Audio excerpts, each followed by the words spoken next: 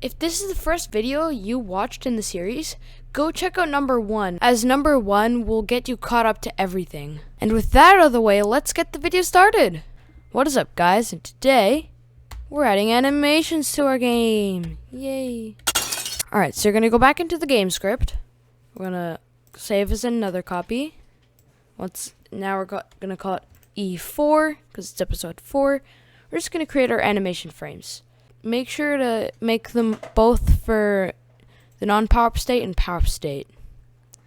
So we're going to go back into the code, make a new variable. Call it animation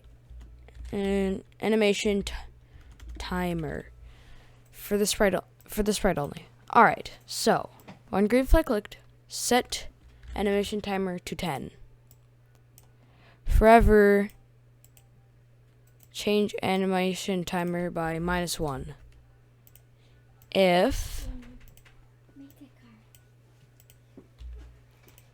the animation timer equals 0, then set it back to 10. So now when you click the green flag, it goes from 10 to 0, and then back to 10 to 0, then back to 10 to 0.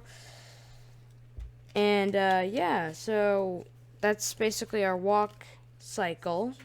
So pretty much what that is doing is our walk cycle. Make sure this is in the Y collision script. So if is less than 5, and then set this to animation timer. So if animation timer is less than 5, next costume. Now you'll see he starts walking. However, we also have to do and not equals 0. Make sure there's a round here. Round X speed. So if you're not walking, then he won't start switching. And there you go. You got a walk cycle, but we don't jump. You can't jump. Easy fix. If and equals false, if touching ground equals false and is higher than 0, if Y speed is higher than 0 and you're not touching the ground, then that means you're jumping. So set animation timer to 11. So if equals 11, if animation timer equals 11, then it will switch costume to, we're going to add 2 to it. We're also going to switch our costume to this costume, and then it'll add 2 to that costume. And there we go. We got our jump, but we don't have our fall yet. So if you're not touching the ground and your Y speed is less than 1, then set animation timer to 12. If animation timer equals 12, then add 3 instead. Now I got jump and fall animation and walk. So we're done, right? I mean, it looks like it.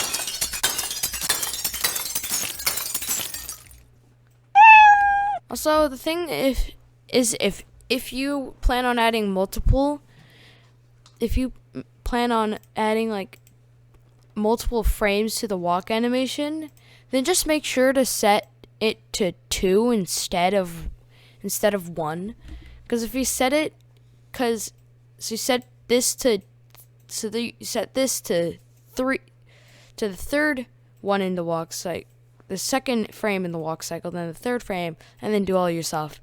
Make sure to increment these by 1. So if you want to do something else, then if you wanted to make, I don't know, like cartwheel thing, then you also have to make sure that it goes 2, 3, 4. So we're done, right? Oh, right, we didn't add that. If we're just gonna copy this from the fireball. So we're going to copy all that. If all this, then set it to 13. And then duplicate this, and then just, instead of that, we're just going to do this. Just switch it to player 9. Now when we hit space, make sure to set it to 13. And wait, what? It's not doing anything. It's glitching out. Easy fix. If touching ground equals true and is higher than 10. So if the animation timer is higher than 10 and you're touching the ground, set animation timer to 10.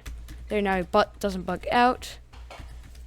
But now, when he's on the ground, that doesn't happen. Easy fix. Go back to your fireball, copy this.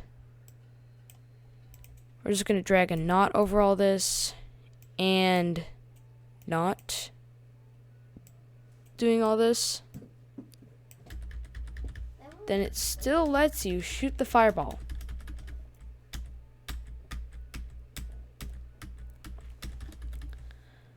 Except the one thing is we don't need this, and clones is less than 2 things, so you can just go ahead. So there you go, now you... Meh. So there you go! We've got animations! Oh yeah, something I need to mention is you need just hide that. We don't need that anymore. Well, I guess that does it for this video. Like, subscribe, and hit that bell, and I'll see you guys in the next video. Peace! Wait, what?